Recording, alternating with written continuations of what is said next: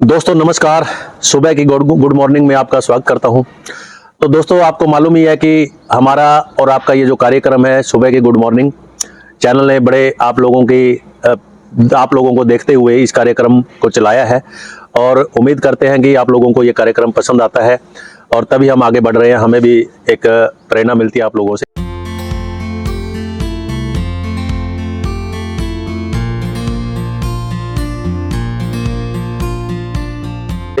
तो आज सुबह की गुड मॉर्निंग के तहत आज हम एक ऐसी शख्सियत से मिलवाएंगे जिन्होंने भारतीय जनता पार्टी में जबरदस्त कार्य किया है और उसी का परिणाम है कि कहीं ना कहीं भाजपा में उनका जो कदम है वो बड़ा है। हमारे साथ है इस समय सुरेश पंचाल, जो वरिष्ठ भाजपा उपाध्यक्ष रहे हैं ओबीसी मोर्चे के। तो बात करना चाहेंगे पंचाल साहब से कि वो कैसा सफर उनका रहा राजनीतिक, उससे हम बात करेंगे। तो देखिए पंचाल साहब, राम राम। राम राम जी, राम राम। बहुत बहुत क्या हाल चाल है जी? बहुत बढ़िया, बहुत बढ़िया, बहुत बढ़िया। सैर करने आ रहे थे? हाँ, सुबह हर रोज सैर करते हैं। आईटीआई में अच्छा माहौल है सैर करने के लिए। पेड़ पौधे की जो हरियाली है वो देखते ही बनती है। और कुछ इसमें पौधे जो हमारे लगाए हुए हैं उनको देखकर बड़ा आश्चर्य होता है कि भाई हम एक सुकून सा मिलता है कि हमारे ये लगाए हुए पौधे हैं। आपको लगता है कि जो पौधे आपने लगाए आज कहीं ना कहीं वो पौधे बड़े हो गए? हाँ, आज वो और आपको देखकर दिल को खुशी तसल्ली मिलती है कि भाई हमने लगाया हुआ पौधा आज वो कहीं ना कहीं बड़ा पेड़ बन गया?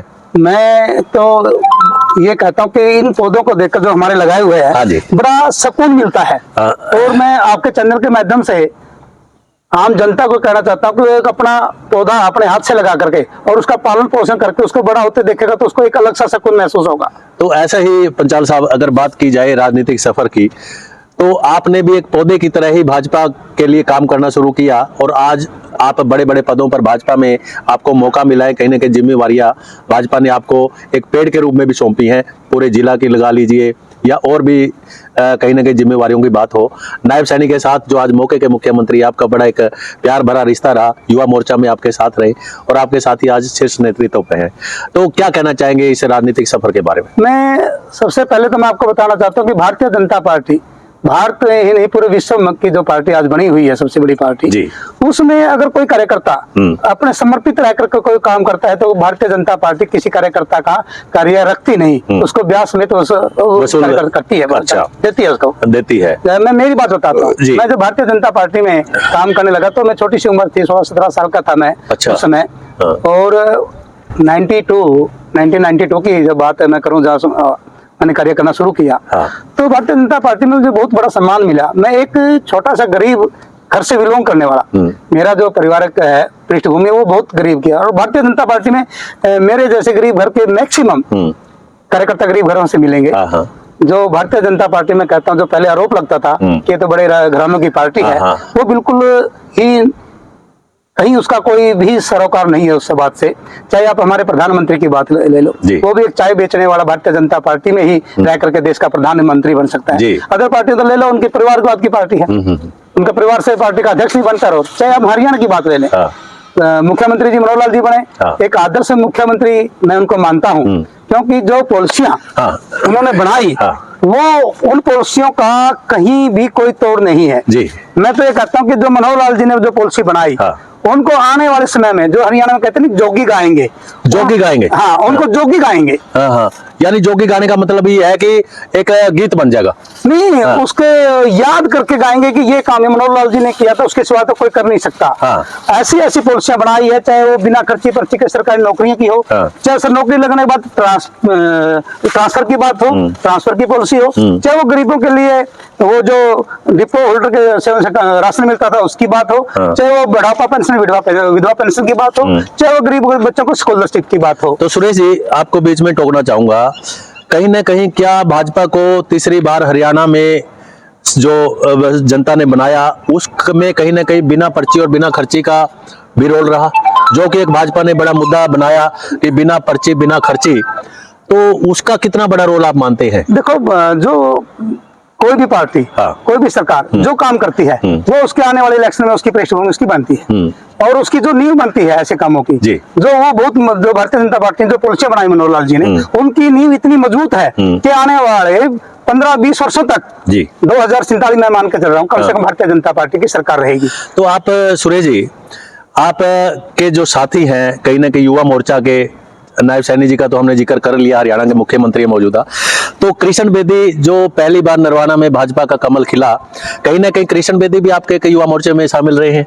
तो आपका तो यानी शीर्ष नेतृत्व से लेकर के और एक मंत्री तक, एक ग्राउंड लेवल तक भी आपका बहुत बड़ा एक साथ रहा है इन लोगों से। जैसा कि मैं अभी आपको बताना चाहता हूँ जी। कि कृष्ण बेदी जी, हाँ। सुभाष बराड़ा जी, हाँ। नायब सैनी जी, हम सब ने युवा मोर्चा के अंदर जो आज की सरकार है, जो आज की भाजपा है जी। चाहे उसमें वेदपाल जी हो, चाहे धर्मवीर मिर्जापुर जी हो, चाहे जवाहर सैनी हो, चाहे सुभाष बराड़ा जी हो, चाहे प्रदीप जैन जी हो। सुभाष बराड़ा जी का आपने जिक्र किया, सुभाष बराड़ा जी भी जहां तक मेरी नॉलेज है कि जूनियर रहे हैं आपके कहीं ना कहीं युवा मोर्चा। जूनियर के नहीं, आज वो पद के हिसाब से मेरे से बहुत ऊपर है। हाँ। और जो बात है पार्टी में शामिल, पार्टी में काम करने की, मैं 1992 में लगा था पार्टी में काम करने के लिए। और बराड़ा जी पार्टी से की विचारधारा से पहले भी उनकी विचारधारा मेल खाती थी। हाँ। वो 96-97 में पूर्ण रूप से भारतीय जनता पार्टी में वो काम करे। उनका जो काम है, उनका जो काम किया है, वो आज भी हमारे बीच से हम प्रेरणादायक है और बहुत ही ज्यादा मेहनती। और उनका जो मार्गदर्शक मिला आदरणीय मनोहर लाल जी का, जी। जो उस समय हमारे संगठन मंत्री थे,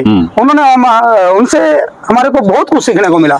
और उनकी सीख ही आज भारतीय जनता पार्टी की जो जड़ें हैं वो मजबूत कर रही है। पंचाल साहब, एक थोड़ा सा सवाल है, कहीं ना कहीं अगर वर्गों की बात करें तो ओबीसी मोर्चे की अगर या ओबीसी वर्ग की हम बात करें तो कहीं ना कहीं हरियाणा में ओबीसी वर्ग का बीजेपी को लाने में बहुत बड़ा योगदान कहीं ना कहीं एक सुर्खियों में है। आप इसके बारे में क्या कहना चाहेंगे? इसके बारे में मैं बिल्कुल स्पष्ट कहना चाहता हूं, इसमें कोई दो राय नहीं है कि ओबीसी वर्ग का भारतीय जनता पार्टी की तीसरी बार सरकार लाने में अहम योगदान है। मैं इसको थोड़ा सा आपको पीछे ले जाना चाहता हूं कि जब 14 में सरकार बनी उस समय मैं भारतीय जनता पार्टी में माननीय रामचंद्र जांगड़ा जी के साथ प्रदेश में उपाध्यक्ष था।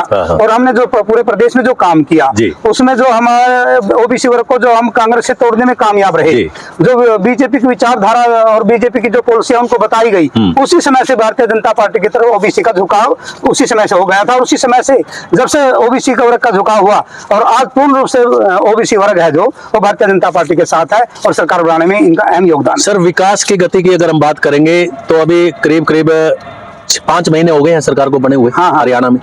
तो आप क्या मानते हैं, बैठ जाते हैं थोड़ा, तो क्या आप मानते हैं कि आप यहाँ भी ठीक है जी, तो आप क्या मानते हैं कि भाजपा का जो विकास का एजेंडा है वो अभी क्या लग रहा है कि हालात देख करके कि कितना विकास की तरफ कदम हरियाणा तीसरी बार भाजपा के नेतृत्व में बढ़ा रहा है? मैं जो आपको अभी पीछे भी बता रहा था कि जो माननीय मनोहर लाल जी की जो पॉलिसियां हैं और उसमें आदरणीय कृष्ण बेदी जी, सुभाष बराड़ा जी और सभी जो पार्टी के कार्यकर्ता जो समर्पित और संगठन से जुड़े हुए और नीचे से धरातल से गरीब घर में पैदा होकर के जिन्होंने अपनी गरीबी देखी है, वो जमीनी सतह पर काम करते हुए जो पॉलिसियां बनी है वो एक विकास की, सबका साथ सबका विकास और सबका विश्वास लेकर के। आप देखिए हरियाणा, मैं अपने नरवाना की बात बताता हूँ, जितना काम चौटाला मुख्यमंत्री रहते हुए 5 साल नहीं कर सका वो आदरणीय कृष्ण बेदी जी ने 5 महीने में कर दिखाया। इस बताओ, इसको आप क्या कहेंगे? बिल्कुल, चाहे वो पुल की बात हो, चाहे वो हमारा जो बस स्टैंड है वो उसकी मान्यता मिल गई। और हमारा जो हॉस्पिटल था आज एक सफेद हाथी बनकर खड़ा था, उसमें डॉक्टर नहीं था, आज उसमें डॉक्टर की भरमार हमारी पूरी हो गई है, सर्जन भी आ गए, उसमें एमबीबीएस भी। कहीं ना कहीं हॉस्पिटल को लेकर के सुरेश जी क्वेश्चन मार्क लगता रहा है, कहीं ना कहीं सवालिया निशान खड़े हुए हैं कि यहाँ पे डॉक्टर नहीं है, यहाँ पे डॉक्टरों की निगलिजेंसी है और कई बार ऐसी वीडियोज भी सामने आती रही हैं। तो आप क्या कहना चाहेंगे हॉस्पिटल की जो है मरीजों को लेकर के? इसमें मैं जो कहना चाहता हूँ, जो पिछली सरकारें थी उनकी पॉलिसी बहुत ज्यादा गलत थी। वो हरियाणा में डॉक्टर पैदा नहीं करना चाहते थे, ना ही उन्होंने डॉक्टर पैदा किए। अगर आप बिल्डिंग बना दोगे, डॉक्टर पैदा नहीं करोगे तो क्या है? इस विषय में हमारे आदरणीय मनोहर लाल जी ने बहुत बड़ा कार्य किया और जिला स्तर पर एक मेडिकल कॉलेज खोलने का उन्होंने जो काम किया है वो इसमें बहुत बड़ा बदलाव लाएगा। और आने वाले समय में हमारी जो डॉक्टरों की जो वो होगी योग्यता और जो डॉक्टर बनेंगे वो जो चाहे वो यूक्रेन हो, जो दूसरे यूरोप की कंट्री है, उनसे हमारी जो डॉक्टरी सुविधा है, मेडिकल सुविधा है, वहां से ज्यादा हमारे को देखने में मिलेगी हमारे। तो दोस्तों, मैं आपको आज जैसा कि आपको बताया था सुबह की गुड मॉर्निंग, मैं थोड़ा सा आपको बताना चाहता हूँ मैं नरवाना के बारे में। नरवाना का जो आज माननीय कृष्ण बेदी जी तो जो नरवाना विधानसभा के वोटरों ने जिता करके भेजा, उसका आपको देखने को जो कार्य मिला है, मैं कहता हूँ कि वो आपके हरियाणा नहीं पूरे भारत की एक मिसाल है। क्योंकि आदरणीय कृष्ण बेदी जी ने, मैं आने वाले समय में लोग ये कहेंगे कि हम काम लेकर क्या जाएं, इतनी स्पीड से काम कर रहे हैं। Very good. तो उम्मीद है पूरी कि नरवाना एक तरक्की की राह पर चल पड़ा है? उम्मीद नहीं है तो सबके सामने है जी। देखना ही चाहे वो हमारा जो मेन था सीवर की समस्या थी शहर की, जो हमारी पाइपलाइन धनौरी लेन में था, उसका काम पाइपें दबने की बिछनी शुरू हो गई है। पाइप पे काम किया है। पाइप डले हुए थे लेकिन उनको डालना अब शुरू हो गया। हाँ, डालना शुरू हो गया, क्योंकि इसमें फॉरेस्ट की जो एनओसी थी उसमें कहीं न कहीं दिक्कत थी, क्योंकि नरवाना को संभालने वाला नहीं था। ये बात नरवाना का रखवाड़ा और हमारा तो कहते हैं कि जो इलेक्शन के समय आदरणीय कृष्ण बेदी जी ने कहा था कि एक मेरा हाथ खजाना नायब सिंह सैनी के खजाने में और दूसरा हाथ मोती जी के खजाने में है, आपको कोई कहने, उसको चरितार्थ करते हुए जो विकास की गति है उसको बढ़ाते हुए जो नारा दिया था कि नरवाना को चंडीगढ़ बनवा दें, वो आज इलेक्शन में जो चला है वो आज हमारे जमीनी स्तर पर काम दिख रहा है। और मेरा विश्वास नहीं, दृढ़ यकीन है कि मैं आपको भी इस चैनल के माध्यम से लोगों को विश्वास दिलाना चाहता हूं कि आने वाले 3 साल में, 2 या 3 साल में आपको यहाँ की जो सड़कें हैं, यहाँ की जो पानी की व्यवस्था है, जो सीवर की व्यवस्था है, वो चंडीगढ़ से कम नहीं मिलेगी। मैं आपको ये पूरा विश्वास दिलाता हूं। तो दोस्तों, आज हमारे साथी रहे सवेरे की गुड मॉर्निंग में सुरेश पंचाल जी, जो भारतीय जनता पार्टी के वरिष्ठ उपाध्यक्ष रहे हैं और कहीं ना कहीं भाजपा के लिए बहुत जबरदस्त एक काम इन्होंने किए हैं। तो उन्हीं का रिजल्ट आप देख रहे हैं कि कहीं ना कहीं धरातल पर भाजपा आज कहीं ना कहीं अपने विकास कार्यों को लेकर के साफ तौर पर नजर आ रही है कि भाजपा कहीं ना कहीं अपने विकास, सबका साथ सबका विकास के मुद्दे को एक चरितार्थ जमीनी स्तर पर करती हुई साफ तौर पर नजर आ रही है। तो दोस्तों, और नए चेहरे को फिर सवेरे की गुड मॉर्निंग में आपको मिलवाऊंगा। तो तब तक बने रहिए राजेंद्र कौशल के साथ। जय हिंद, जय नरवाना, जय हरियाणा।